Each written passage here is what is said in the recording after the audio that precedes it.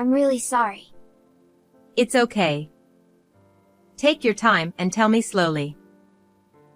Even though she was on the verge of tears, I gently encouraged my niece, who was trying to speak to me. Well, actually. Before saying anything further, my niece pulled something out of her pocket and played an audio recording. This is. I was shocked by the voice I heard and cursed my own foolishness. I had no idea the situation was so tragic and difficult. I wept at the overwhelming revelation and steeled myself for what I had to do next. My name is Kathy. I work at an IT company, where I am a hardworking career woman. Despite being a woman, I hold a position of responsibility and earn enough to live comfortably. Although I could live on my own, I live with my parents because my workplace is close to home, and I can also work remotely. I contribute financially to the household, and my parents prefer to live with me because they would be lonely otherwise. I have an older sister, who is 2 years my senior.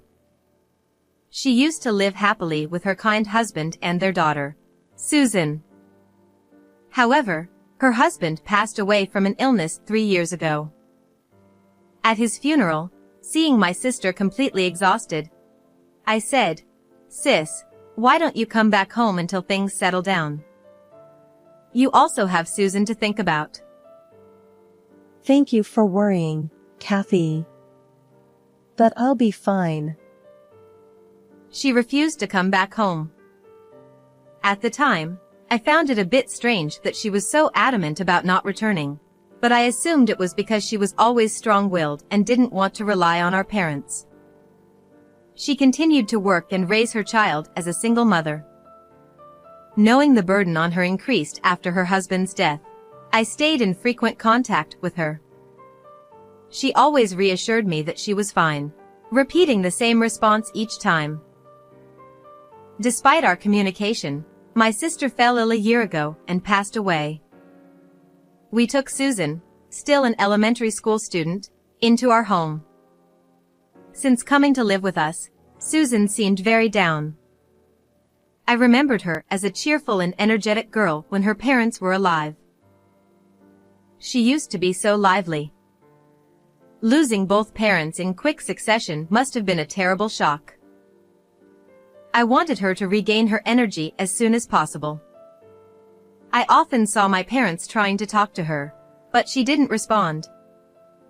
On days off, I suggested we go out together, but she wasn't interested. Not wanting to force her, I didn't push too hard. About 3 months passed, and Susan started apologizing to me, crying when my parents weren't around. Kathy, I'm sorry. What happened? Did something bother you? No, it's not that. But, I'm sorry. I was taken aback because she had never cried before.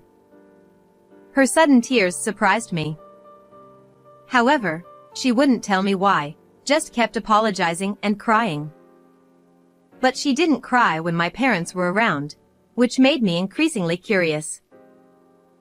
Another thing that puzzled me was how my parents suddenly started going on frequent trips a few years ago.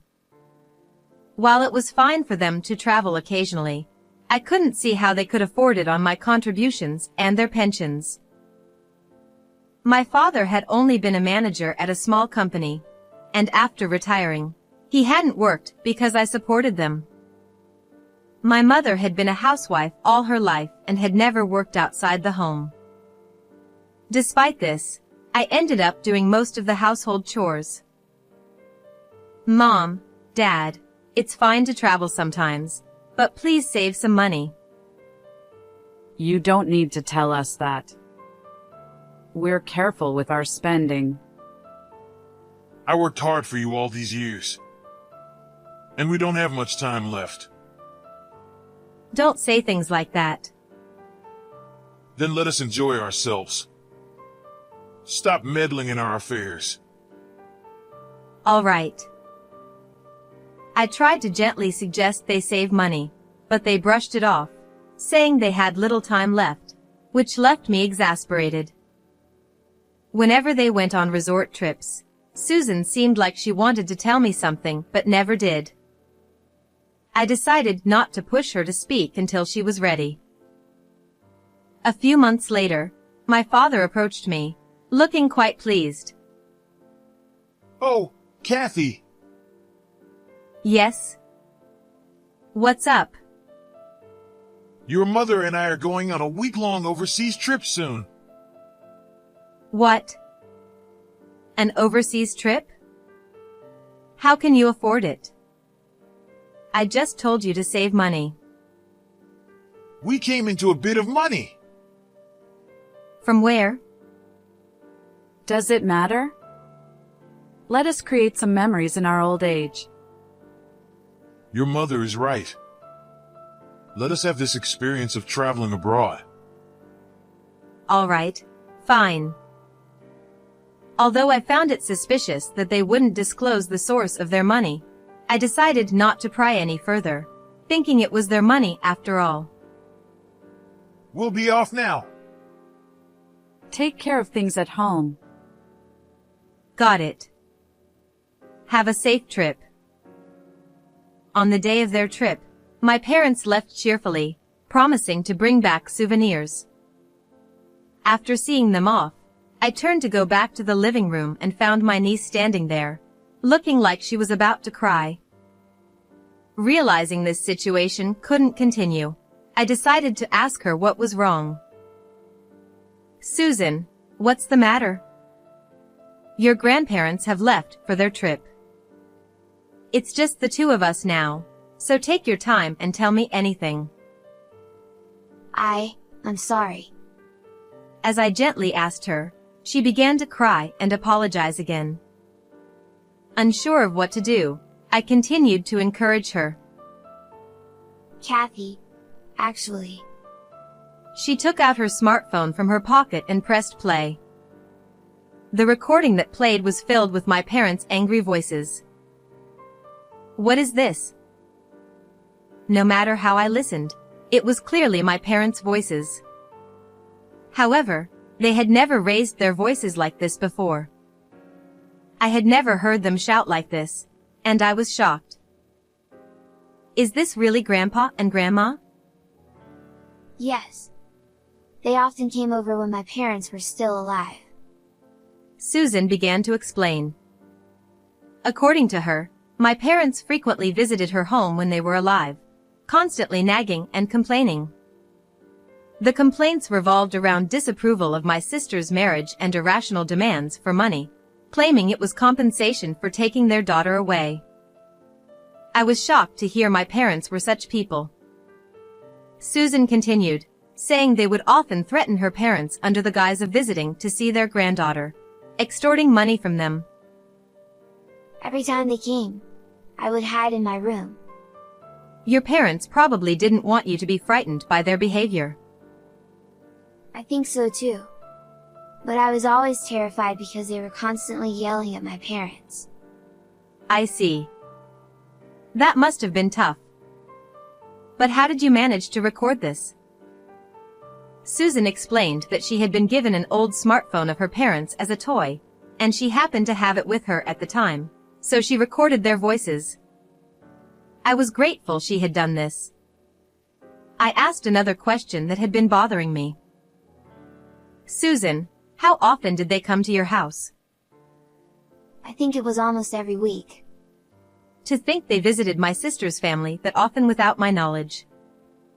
Now that I thought about it, my sister and her husband had started to look more haggard every time I saw them. When I asked my sister if she was okay, she had said they were dieting together, which I had taken at face value. But in reality, it must have been the strain from my parents' demands that wore them down. I cursed myself for not pressing for the real reason. If I had noticed something was wrong sooner, this wouldn't have happened. I'm sorry for keeping it hidden. But I was scared of what Grandpa and Grandma might do if I told you. Susan began to cry again, and I held her close, regretting my lack of awareness. I'll protect you from now on, Susan. Don't worry. But what if they do something to you too? Don't worry about me. I won't lose to them. Let's get back at them together, okay? Yes. If I'm with you, I'm not scared. Let me help. Seeing the determination in her eyes, I nodded. During the week my parents were away, we made preparations.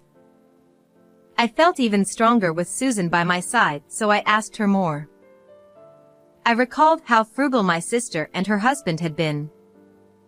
My sister had once told me they rarely carried cash, preferring to use bank transfers. If they gave money to my parents, it must have been through transfers. There would surely be some trace left. I began searching the house and soon found what I was looking for. I knew it. For all their greed, they weren't careful. Finding this passbook was too easy. I examined my parents' bank passbook and confirmed the amounts that had been deposited while my sister and her husband were alive. They transferred this much every month? No wonder they lived so frugally. Gripping the passbook, I trembled with anger. I decided to take the passbook to a private investigator to uncover the full extent of my parents' dealings with my sister and her husband. A few days later, I was summoned to the office. Here is the investigation report. I took the report from the investigator and began to read. No way. According to the report, my brother-in-law had been borrowing money from financial institutions to pay my parents. As a result, he became mentally exhausted and fell ill, leading to his death. As I read through the report, my anger grew even more. It turned out that my sister had been working herself to death, trying to pay off my brother-in-law's debts and my parents' constant demands for money.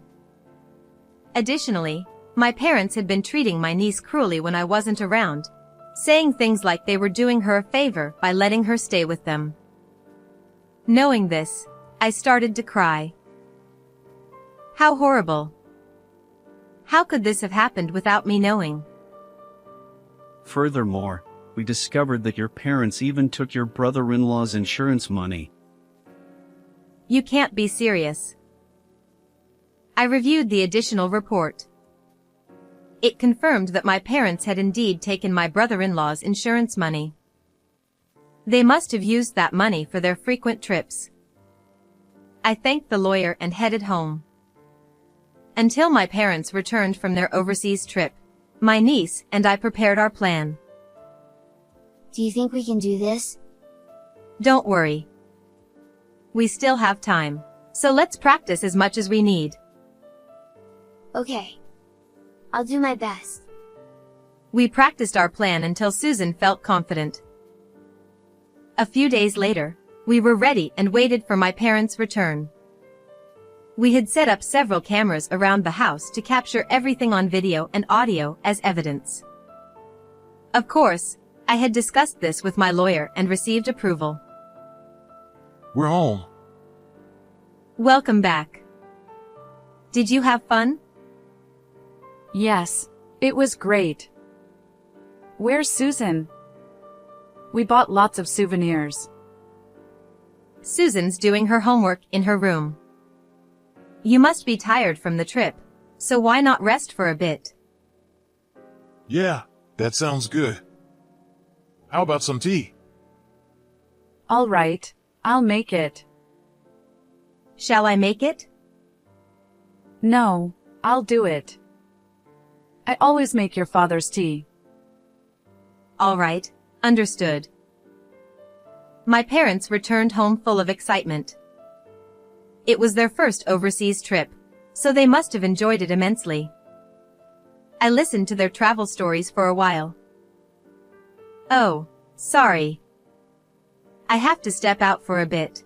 I got a call from work. At this hour? It happens sometimes. I'll be back soon. Take care. Yes, I will.